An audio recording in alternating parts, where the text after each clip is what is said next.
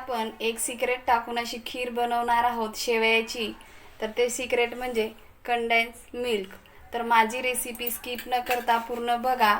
आवडल्यास like, share and subscribe करायला विसरू नका.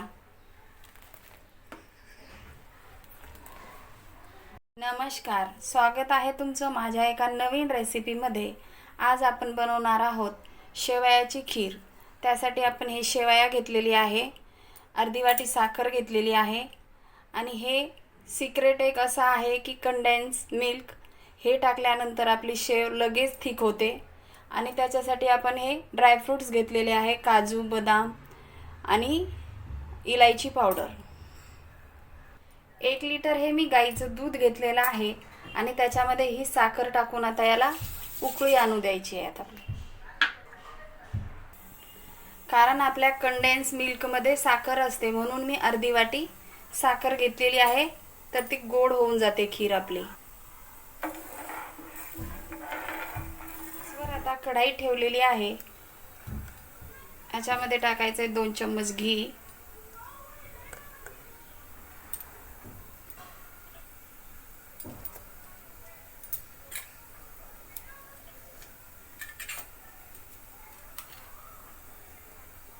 आता आपण या घीमध्ये हे ड्रायफ्रूट्स भाजून घेणार आहोत.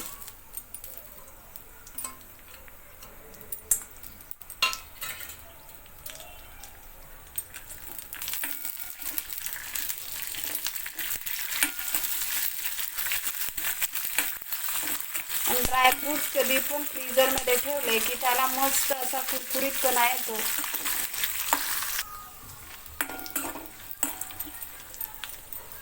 आता आपण याच्यामध्ये ही शेव भाजून घेणार आहोत. भाजलेली आहे पण आपल्याला थोडंसं तेलामध्ये परतून घ्यायची आहे. या शेवेला आपण 3 मिनिटं स्लो गॅसवरच भाजून घेणार आहोत. शेव आता छान अशी भाजलेली आहे. आता आपण याला दुधामध्ये सोडून घेणार आहोत.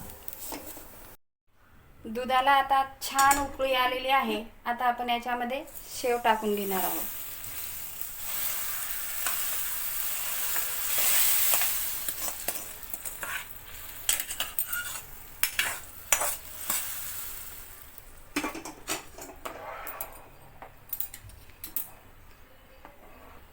आणि आता याला 5 मिनिटं शिजू देणार आहोत.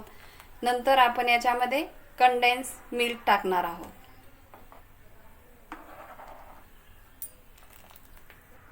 आता मी याच्यामध्ये विलायची पावडर टाकून घेणार आहे.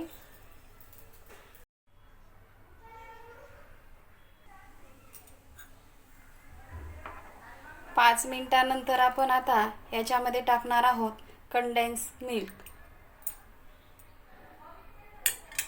तर हे मिल्क टाकल्यानंतर खिरीला लगेच थिकपणा येतो, तर हे मी अर्धच टाकणार आहे.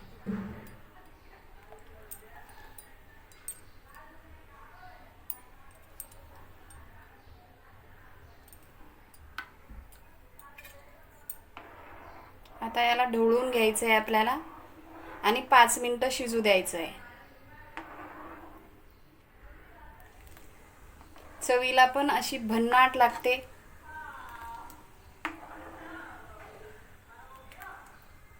आपली खीर आता खाण्यासाठी रेडी झालेली आहे.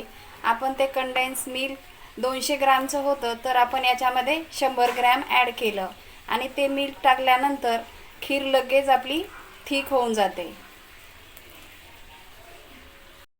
आता आपली खीर खाण्यासाठी रेडी आहे. माझी रेसिपी नक्की ट्राय करून बघा. आवडल्यास मला कमेंट करून नक्की सांगा. धन्यवाद.